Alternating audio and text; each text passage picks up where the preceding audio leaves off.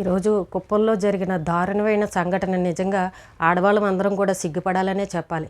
నిజంగా ఒక మహిళను 80,000 అప్పు కోసం, అది కూడా భర్త చేసిన అప్పు కోసం చెట్టుకు కట్టేసి ఏ రకంగా చిత్రహింసలు పెట్టారో మనం వీడియోలో చూస్తూ ఉన్నాం. నిజంగా వీళ్ళు ఆడవాళ్ళైనా, ఆడవాళ్ళకి మనసు అనేది ఉందా అని అనిపించే విధంగా అయింది. అయితే కుప్పంలోని నారాయణపురం అనే ఊరిలో శిరీష అని ఒక ఫ్యామిలీ ఉంటుంది. భార్యాభర్తలు 3 పిల్లలు కలిసి నారాయణపురం అనే ఊరిలో ఉంటున్నారు. అయితే భర్త చిన్న వ్యాపారం ఏదో చేయడం కోసం, కుటుంబ పోషణ కోసం ఒక 80,000 అప్పుని ఆ ఊరిలో ఉన్న ఒక కుటుంబం దగ్గర 80,000 అప్పు తీసుకున్నాడు. అది కూడా నోట్ రాసి ఇచ్చాడు. అది కూడా 3 సంవత్సరాల కిందట తీసుకున్నాడు. అయితే భర్త అప్పుల పాలైపోయి తన వ్యాపారంలో లాస్ అయిపోయి ఎటో వెళ్ళిపోయాడు. అయితే ఈ వీళ్ళ దగ్గర అప్పే కాకుండా ఇంకా వేరే వాళ్ళ దగ్గర కూడా అప్పులు తీసుకోవడం వల్ల అతను ఎవరికీ సమాధానం చెప్పలేక భార్య పిల్లలను వదిలేసి వెళ్ళిపోయాడు. అయితే భార్య ఇంకా అలాగే ఆ ఇంట్లోనే ఉంటూ పొలం పనులు, కూలి పనులు చేసుకుంటూ 3 పిల్లల్ని చదివించుకుంటూ ఉంది. అప్పుల వాళ్ళ వేధింపులు ఎక్కువైపోయాయి. అర్ధరాత్రి వచ్చి మగవాళ్ళు తలుపులు కొట్టడం, నీ భర్త చేసినప్పుకి నువ్వు రా, లేకపోతే నువ్వు ఎందుకు ఇవ్వవు అని చెప్పేసి ఆ అమ్మాయిని వేధించడం, ఈ రకంగా అమ్మాయిని చిత్రహింసలు పెడుతూ ఉండేవారు. అలాగే ఆ ఊర్లో ఉన్న కుటుంబం కూడా అప్పుల కోసం అస్తమానం ఇంటికి వచ్చి ఇష్టం వచ్చినట్టు తిట్టడం, అవమానపరచడం ఇలాంటివన్నీ చేస్తుంటే ఆ అమ్మాయి భరించలేక తన 3 పిల్లల్ని తీసుకుని బెంగళూరులో ఉన్న తన మేనమామ ఇంటికి వెళ్ళిపోయి అక్కడ ఇళ్లల్లో పాచి పనులు చేసుకుంటూ అపార్ట్మెంట్లో ఏదో తన జీవనం సాగిస్తూ ఉంది.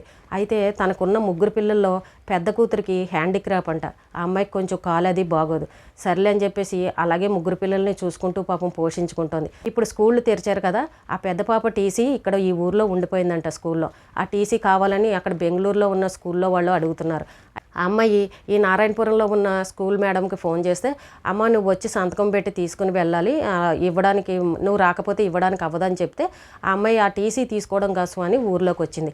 3 సంవత్సరాలుగా కనబడకుండా వెళ్ళిపోయిన వీళ్ళు ఆ అమ్మాయి ఒక్కసారిగా ఊర్లోకి రాగానే ఆ అమ్మాయి వచ్చిన విషయం ఊర్లో వాళ్ళకి తెలిసిపోయింది. ఈ అప్పు ఇచ్చిన కుటుంబం ఎవరైతే ఉన్నారో వాళ్ళ దాకా చేరేసరికి వాళ్ళు వచ్చి ఆ అమ్మాయిని పట్టుకుని చెట్టుకు కట్టేసి ఇంక ఇష్టం వచ్చినట్టు కర్రలతో కొట్టడము, బుగ్గలను గిల్లడము, ఒంటి మీద ఎక్కడ పెడితే అక్కడ కొట్టడం. తండ్రి, కొడుకు, అత్త, కోడలు మొత్తం కుటుంబం 4 కూడా ఆ అమ్మాయి నానా చిత్రహింసలు పెట్టారు. అది నడి రోడ్డు, పబ్లిక్గా జనాలు తిరుగుతూ ఉన్నారు, అందరూ చూస్తూ ఉన్నారు. కానీ ఎవరూ ఏమీ చేయలేకపోయారు. మధ్యాహ్నం 1:10 చెట్టుకు కట్టేస్తే 3 గంటల వరకు కూడా ఆ అమ్మాయిని అలా కట్టేసే ఉంచారు. చిత్రహింసలు పెడుతూనే ఉన్నారు. నువ్వు ఇప్పుడు డబ్బులు కట్టు, లేదంటే నీ భర్త ఎక్కడున్నాడో పిలుచుకురా, నువ్వు డబ్బులు ఇచ్చే వరకు నిన్ను మీ ఊరు నుంచి మేము కదలనివ్వం అని ఆ అమ్మాయిని చెట్టుకు కట్టేసి కొట్టడం మొదలుపెట్టారు. అక్కడ వాళ్ళ పాప ఎవరైతే ఉందో ఆ హ్యాండిక్రాఫ్ట్ పాప వెళ్ళి వాళ్ళ కాళ్ళు కూడా పట్టుకుని ఏడుస్తూ ఉంది. ఆ వీడియోలో ఆ అమ్మాయి ఏడవడం కూడా వినబడుతూనే ఉంది. మా అమ్మను వదిలేయండి అని అంటుంటే అసలు ఎవరూ పట్టించుకోవట్లే. ఆ పాపను కూడా గెంటేశారంట. ఆ అమ్మాయికి కూడా కన్ను మీద దెబ్బ తగిలింది. అయితే ఇలా దారంట వెళ్తూ ఒక అతను వీడియో తీసి సోషల్ మీడియాలో పోస్ట్ చేశారు. ఆ వీడియో పోలీసుల దాకా వెళ్ళింది. లోపు ఇంకొక వ్యక్తి తన పాపను తీసుకుని బండి మీద వెళ్తూ ఈ సీన్ అంతా చూసి పాపం ఆ అబ్బాయి మనసు కరిగిపోయి వెంటనే వెళ్ళి అక్కడ వాళ్ళకి చెప్పాడంట, మీరు ఇలాగ ఒక మహిళని ఇలా కట్టేసి కొట్టడం పెద్ద నేరం అవుతుంది, పోలీసులు వచ్చారంటే మిమ్మల్ని జైల్లో పెడతారు, కేసులు అవుతాయి, అది చాలా తప్పు, ముందు ఆ అమ్మాయి కట్లు ఇప్పండి, ఏదైనా విషయం ఉంటే మీ ఊళ్ళో ఉన్న పెద్ద మనుషుల దగ్గర పెట్టుకోండి, లేదంటే కూర్చుని మాట్లాడుకోండి, ఇప్పుడు నువ్వు అలా కొట్టడం వల్ల నీ డబ్బులు వసూలు అవుతాయా ఏమన్నా, అది ఇంకా తప్పు కదా, ఆడపిల్ల మీద అలా చేసుకోకూడదు కదా అని చెప్పేసి అక్కడ ఉన్న మగవాళ్ళకి ముసలతను కొడుకు ఎవరైతే ఉన్నారో వాళ్ళకి చెప్పేసరికి అప్పుడు ఆ ముసలతను వెళ్ళి మధ్యాహ్నం 3 గంటలకి కట్లు విప్పి ఆ అమ్మాయిని అక్కడ కూర్చోబెట్టి నువ్వు ఏ సమాధానం చెప్తేనే అప్పుడు వెళ్ళు, లేకపోతే లేదని చెప్పేసి కూర్చోబెట్టారంట వెళ్ళనివ్వకుండా. ఎవరో ఈ లోపు పోలీసులకు ఫోన్ చేసేసరికి 3 గంటలకి పోలీసులు వచ్చారంట. సరికి వీళ్ళందరూ కూర్చుని మాట్లాడుకుంటున్నారంట. అప్పుడు అన్నారంట, రండి మీరందరూ మీ డబ్బులు ఇప్పిస్తాము, పోలీస్ స్టేషన్కి రండి అని మొత్తం ఆ కుటుంబాన్ని, ఈ అమ్మాయిని, పిల్లల్ని తీసుకుని పోలీస్ స్టేషన్కి వెళ్ళాక ఏంటి విషయం, ఎందుకు కొట్టారు అమ్మాయిని, ఎందుకు చెట్టు కట్టేశారంటే, ఇదిగో 3 సంవత్సరాల కిందట భర్త 80,000 తీసుకున్నాడు, 10 రూపాయలు వడ్డీ, మాకు ఇదిగో కాగితం రాసి ఇచ్చాడు, 3 సంవత్సరాల నుండి ఈ అమ్మాయి ఎక్కడికో వెళ్ళిపోయింది, మాకు కనిపించట్లేదు, ఈ వేళ ఊర్లోకి వచ్చింది, అందుకే మా అప్పు కట్టమని అడిగామని చెప్పేసి వీళ్ళు చెప్పడం మొదలుపెట్టారు. అక్కడ కూడా పోలీస్ స్టేషన్లో కూడా ఈ ఆడవాళ్ళు ఇష్టం వచ్చినట్టు రెచ్చిపోయి ఇస్తేనే వదులుతాం నిన్ను అని చెప్పేసి కొట్టడానికి ఈ అమ్మాయి మీదకి వచ్చారంట. అక్కడ పోలీసులు ఆ అమ్మాయి మీద రివర్స్ అయ్యారు అనుకోండి. కానీ అంటే 80,000 అప్పుకి 2.5 లక్షలు వడ్డీ వేశారంట. 3 సంవత్సరాలు 10 రూపాయలు వడ్డీలు అంటే ఎంత అయిపోతుంది చెప్పండి. రకంగా వడ్డీలు పెరిగిపోయేసరికి ఈ అమ్మాయి ఏమీ చేయలేకపోయింది. ఇలా అమ్మాయి ఊర్లోకి వచ్చింది అనుకోండి, పెద్ద మనుషులు ఉన్నారు కదా, తీసుకువెళ్ళి ఇంటి దగ్గర కూర్చోబెట్టడమో, లేదంటే పోలీస్ స్టేషన్లో కంప్లైంట్ ఇవ్వడమో, పెద్ద మనుషుల దగ్గర పెట్టడమో, ఇలా మాట్లాడుకుంటే అయిపోయేది కదా. ఇలా చెట్టుకు కట్టేయడం వల్ల ఇప్పుడు ఇంకో కేసు అయ్యింది తప్ప ఏమన్నా ఉపయోగం ఉందా చెప్పండి. అయినా ఒక ఆడమ్మాయిని ఆ రకంగా చిత్రహింసలు పెట్టడం ఎంత దుర్మార్గం. వాళ్ళకి ఆ మాత్రం సెన్స్ లేదా? అప్పుని ఏ రకంగా వసూలు చేసుకోవాలో కూడా వాళ్ళకి అర్థం కాలేదు. ఆ అమ్మాయి కనబడకుండా వెళ్ళిపోయిందని తీసుకొచ్చి కట్టేశారు, కొట్టేశారు. అది ఎంత నేరం అనేది విషయం అర్థమవుతుందా? ఆ అమ్మాయి భర్త వెళ్ళిపోయిన తర్వాత ఆ ఇంట్లో ఉన్నా కూడా ఎవడో ఒకటి రావడం, ఆ డబ్బులు ఇస్తావా లేవా అని అర్ధరాత్రులు డోర్లు కొట్టడం, నీ మొగుడు ఇవ్వలేకపోతే రా, నువ్వు అప్పు తీర్చలేకపోతే నువ్వు రాని ఈ రకంగా వేధించేవారంట మగవాళ్ళు కూడా వచ్చి. ఆ వేధింపులన్నీ భరించలేక ఆ అమ్మాయి ఈ ఊరు వదిలేసి మేనమామ ఇంటికి వెళ్ళిపోయింది బెంగళూరుకి. అంటే భర్త చేసిన అప్పుకి భార్యను వేధించడం అది ఎంత తప్పండి? ఒకవేళ అడగచ్చు, తప్పులేదు, కానీ దానికి ఒక పద్ధతి అనేది ఉంది కదా. ఈ రకంగా చెట్టుకు కట్టేసి పబ్లిక్లో నడి రోడ్డు మీద అందరూ నడుస్తూ తిరుగుతూ జనాలు చూస్తూ ఉంటే ఆ అమ్మాయికి ఎంత అవమానకరంగా ఉంటుంది చెప్పండి. ఆ అమ్మాయి చెప్తుంది, నన్ను కట్లు విప్పారంటే నా పిల్లలు నేను వెళ్ళి ఇంకా చనిపోదామని డిసైడ్ అయిపోయాము, ఎందుకంటే నేను అప్పు కట్టలేను, నా పరిస్థితి ఏమీ లేదు, పైగా నన్ను అవమానించారు, ఒంటి మీద అక్కడ ఇక్కడ చేతులు వేశారు, బొగ్గలు గిల్లేశారు, మగాళ్ళు ఆడాళ్ళు అందరూ నన్ను కొట్టారు అని చెప్పేసి ఆ అమ్మాయి చెప్తా ఉంది. ఎంత తప్పండి అది. ఇప్పుడు ఆ అమ్మాయిని అలా చిత్రహింసలు పెడితే వీళ్ళు డబ్బులు వసూలు అవుతాయా? ఇప్పుడు ఇంకా లేనిది ఇంకో నేరం వీళ్ళ మీద పడింది, ఇంకా ఎదురు కేసులు అయ్యాయి, ఇప్పుడు వీళ్ళు జైలుకి వెళ్ళారు. వీళ్ళు డబ్బులు వసూలు చేసుకుందామన్న ఆలోచన ఉంది తప్ప, అయ్యో మనం చేసేది ఇది ఇంకో నేరం అవుతుంది, ఇది తప్పు అన్న ఆలోచన వాళ్ళలో రాలేదు. 80,000 కోసం చూడండి ఏ రకంగా ఎలాంటి పని చేశారో. ఆ అమ్మాయి చెప్తుంది, మీరు వీడియో తీసి ఇప్పుడు పోలీసులు కనుక రాకపోయి ఉంటే నేను ఖచ్చితంగా అదే పని చేసేదాన్ని, నా పిల్లలతో నేను చనిపోయేదాన్ని అని చెప్తుంది. తల్లి 3 పిల్లలు చనిపోయేవారు కదా వీళ్ళు చేసిన పనికి. ఈ పల్లెటూళ్ళలో ఉన్న వాళ్ళకి అప్పుని ఎలా వసూలు చేసుకోవాలి, అప్పు ఇచ్చేటప్పుడు ఎలా ఉండాలి, అసలు ఏం మాట్లాడాలి, ఏ తప్పులు చేయకూడదు, ఇంటి మీదకి వెళ్ళి దెబ్బలాడడం ఇలాంటివి చేయకూడదు, వీళ్ళకి అవగాహన లేదు. మేము విలేజెస్కి వెళ్ళి మేము వీళ్ళకి అవగాహన కల్పిస్తాం.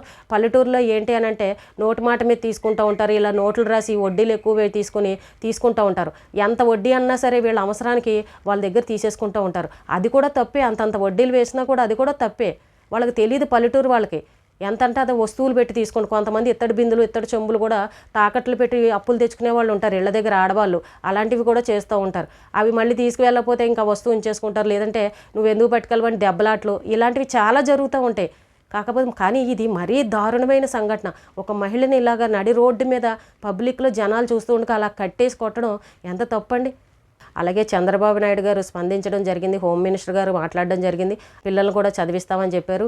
ఇప్పుడు వీళ్ళ మీద కఠిన చర్యలు తీసుకుని లోపల వేస్తామని కూడా చెప్పడం జరిగింది. చూడండి, అందుకే మనం ఎప్పుడు చెప్తూ ఉంటాం, అప్పులు మాత్రం ఎవరూ చేయకండి, డబ్బును ముందు మీ దగ్గర ఉన్నప్పుడే జాగ్రత్త పెట్టుకోండి, అనవసరం ఖర్చులు చేయకండి, ఏ క్షణం ఎలా ఉంటుందో మనం చెప్పలేము. ఇప్పుడు ఆ భర్త ఏదో వ్యాపారం చేద్దామని అప్పు తీసుకున్నాడు, ఆ వ్యాపారం సక్సెస్ అవ్వలేదు, లాస్ అయిపోయాడు, నష్టపోయాడు, పిల్లల్ని వదిలేసి ఎటో వెళ్ళిపోయాడు.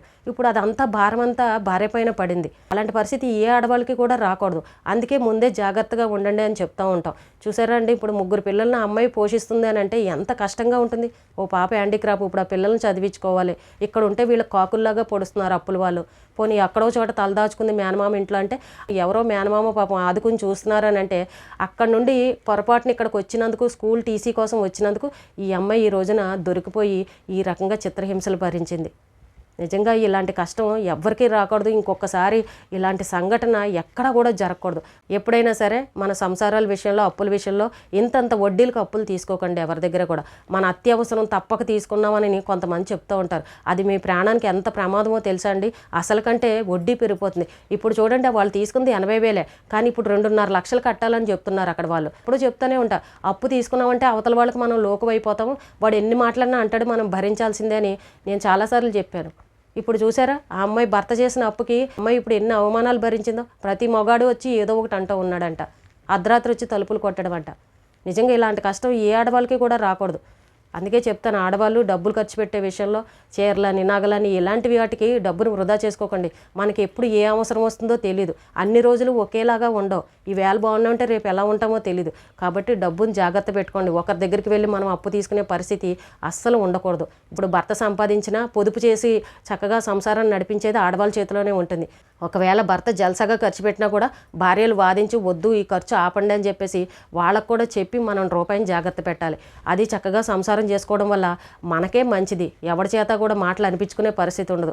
అందుకే మేము ఒకటికి 4 సార్లు అనవసరమైన వస్తువులు కొనొద్దు, రూపాయి జాగ్రత్త పెట్టుకోండి అని ఈ రకంగా అవగాహన కోసం చెప్తూ ఉంటాం. నిజంగా ఈ రోజున ఆ మహిళకి జరిగిన సంఘటన చూస్తుంటే ఆడవాళ్ళు ప్రతి ఒక్కరు మనం సిగ్గుపడి తలదించుకోవాలి. నిజంగా ఆ కొట్టిన వాళ్ళు కూడా ఆడవాళ్లే. మరి వాళ్ళకి సిగ్గు శరం లేదో ఏమో అర్థం అర్థం కాదు. సాటి ఆడదాన్ని ఇలా చేయకూడదు అని అన్న ఆలోచన కూడా వాళ్ళకి రాలేదు అని అంటే వాళ్ళు మనుషుల మధ్య ఉంటున్నారా, అడవిలో ఉంటున్నారా? పల్లెటూరులో వాళ్ళకి తెలియదు అని అంటున్నారు కానండి, ఇప్పుడు ప్రతిదీ టీవీల్లో, న్యూస్ల్లో, ఫోన్లలో తెలుస్తున్నాయి. తెలియని వాళ్ళు ఎవరూ లేరు నాకు తెలిసినంత వరకు కూడా. ఇలాంటివి చేయకూడదు, నేరం అని చాలామందికి తెలుసు పల్లెటూరు వాళ్ళకు కూడా. కానీ అక్కడ ఏమీ తెలియదు అని అంటున్నట్టు మాట్లాడుతున్నారు. అక్కడ పల్లెటూరులో తెలియదు అని తెలిస్తే ఎందుకు తెలియదండి? ఇప్పుడు ప్రతి ఇంట్లో టీవీలు లేవా, ఫోనులు లేవా? అన్ని న్యూస్ల్లో చూస్తున్నాం కదా ఇలాంటి సంఘటనలు. అయినా కూడా వాళ్ళు అలా చేశారు అని అంటే ఏం చెప్పాలి చెప్పండి? ఈమె మమ్మల్ని ఏం చేయగలదు అని అన్నట్టు చేశారు వాళ్ళు. నిజంగా అతను కనుక వీడియో తీయలేదు అని అంటే అసలు ఈ విషయం ఎవరికీ తెలియదు. పాప మా అమ్మాయి దెబ్బలు భరించేది, కట్లిప్పేవారు, వెళ్ళిపోవడమో, లేదంటే అక్కడ కూర్చోబెట్టడమో, ఒప్పుకుని వెళ్ళడమో, ఇంకో కాగితం ఏదన్నా రాయడమో, అడ్రస్లు చెప్పడమో, ఇంకేదో జరిగేది. అసలు ఈ విషయం బయటకే వచ్చేది కాదు ఈ వీడియో కనుక తీయకుండా ఉండుంటే. ఆ అబ్బాయి ఎవడో నిజంగా చాలా పుణ్యాత్ముడు. నిజంగా ఆ అబ్బాయి వీడియో వల్ల తల్లి, 3 ప్రాణాలు కాపాడాడనే చెప్పాలి. కానీ ఎవరికి కూడా ఇలాంటి కష్టం రాకూడదండి. ఏ స్త్రీని కూడా ఇలా చేయకూడదు. ఆడవాళ్ళని గౌరవించాలంటాం, కానీ ఇంత అవమానపరిచే వాళ్ళని ఏమని చెప్పాలి? ఇంకా సొసైటీలో ఇలాంటి దుర్మార్గులు ఉన్నారని కూడా అర్థమవుతుంది. ఆడవాళ్ళే ఆడవాళ్ళకి శత్రువు అని అంటే ఏం చెప్పాలి చెప్పండి? అతను భర్తను కట్టేసి అడిగినా అదొక అందం, కానీ ఒక మహిళని ఆ రకంగా చేయకూడదు కదా. ఎవడు ఎటువంటి వాడో తెలియదు, ఎవడు ఎప్పుడో తలుపు కొడతాడో తెలియదు. కాబట్టి ఆడవాళ్ళు ఈ సంసారాన్ని చక్కగా చేసుకోండి, రూపాయిని జాగ్రత్త పెట్టుకోండి.